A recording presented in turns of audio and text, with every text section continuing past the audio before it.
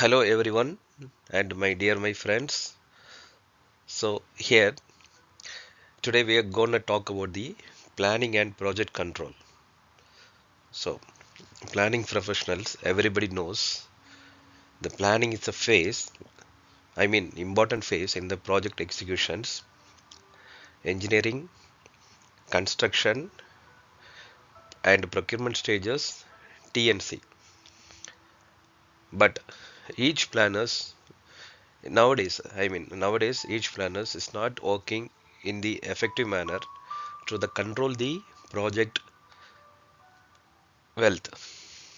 So here I can give like 10 facts which planning engineers don't know that, and they have to improve their skills, right? So we can go into the video and look into it one by one.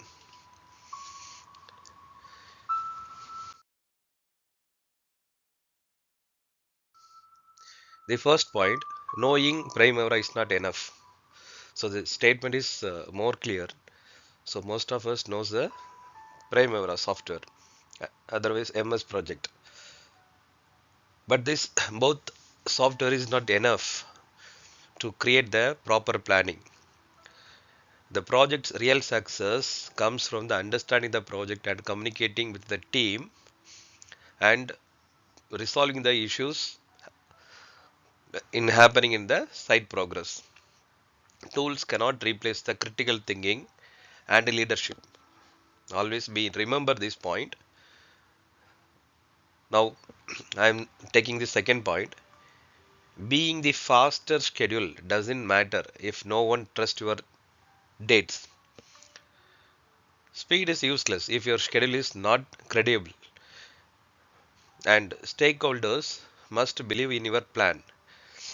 Likewise, we can say trust is greater than the speed. Creating the plan in the speed manner without logic or without informative and the proper critical sequence activities like a critical path or longest path, so that doesn't make any sense to give the proper outcome in the project deliverable, right? The third point, planning is 80% of communications, 20% in the calculations. So the planners, what we are doing the calculations. That means the time calculations. We identify the contract duration. Based on duration, we are calculating the time and we are allocating the phases phases to the phases to the activities.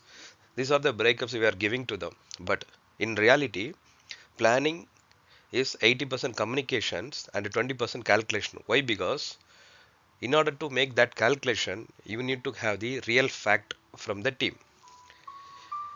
So, a planner's main job is to communicate timeline, risk and dependencies. Risk and dependencies, it's a more matter to us. And this software calculation are secondary. People must understand the plan, not just for the numbers. They want to understand the logics and sequence and uh, dependencies. The fourth point I can give for you, don't get paid for updating the bars, get paid for the controlling outcomes. That's a very important point. What we are doing once we are getting the approval of the baseline program, we are doing to update the progress in weekly basis or daily basis or monthly basis, whatever sequence. But the thing is, we are not getting paid for just updating this progress here. Anyone can just update the Gantt chart boss, and what makes your valuable managing the risk, resolving delays and the achieving the results. Outcome control is greater than the mechanical updates. Okay, so how the outcome control? So this is what the project faces our hand to be all aspects like engineering. Under the engineering, we could say like shop drawings, material submittals, method statements, technical submittals, some design calculations.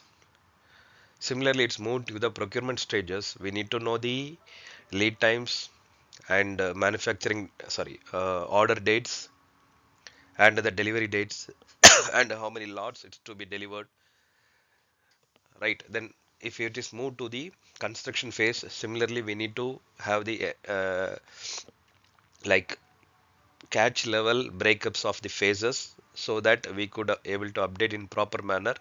The outcome result will be the accurate. So the fifth point I'm going to talk about, no one cares what scheduling what sorry no one cares what scheduling tools you are using. They care how clarity to show the risk, whether you use Primavera or MS Project or Excel, it doesn't matter. What matter is clarity of the communication, which means your different stakeholders, like risk identifications, then deadlines, and impact must be obvious. The next point, the best planners are storytellers. Your baseline is a story, your update are the chapters, right? So, while once you create the baseline, you have to write the narratives. In the narratives itself, you need to develop such a way how you develop the program, how you are develop the durations, how you set the calendars, each and every aspects. But nowadays many of the planning, they are working for just creating the XR version the plan, and they are start to update the progress. But it's not like, once you create the baseline, the complete work when it's completed along with the narrations, so that you are understanding the project sequence, how you are going to execution plan, that you can say like implementation plan or execution plan. That is the proper way, because uh, program along with this narration part, this is called like execution plan of the project, right? Seventh point, every progress review in the pitch, whether you know it or not.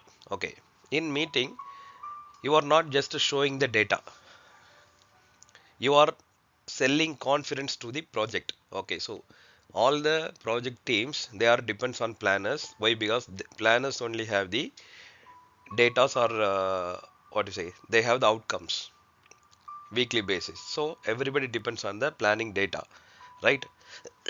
So this data should give the confidence to the project team. Why? Because this data should be more accurate. Afterwards, I could say like eighth point, the person who controls the look ahead control and the project direction. Similarly, so look ahead plan, which can know which is pending so far, which to be done in the upcoming weeks. So this also, this look ahead plan also to be controlled well and best manner by the planners. Management wants foresight, not for the hindsight. Okay, management always want to know what's going to happen, not for what has done. So this difference is totally different. That's what I'm saying. Foresight and hindsight. Hindsight, it's already done. So management doesn't want to know what has done. Due to what has done, what was the impact it's producing to the future. That is a forecast, right? Foresight. This difference plan is to be more excellently.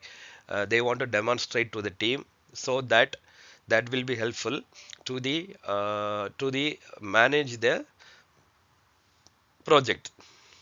The last point, you don't grow by issuing the reports. You will grow by helping others act on them. Okay, so this is the correct word. You are not growing by issuing the report only, because you will grow by others to act according this report. So especially risk, then delays is a major factor one planners can identify and display to the team. The team can act accordingly. So which act means we need team has to take the action against to mitigate the delays over there.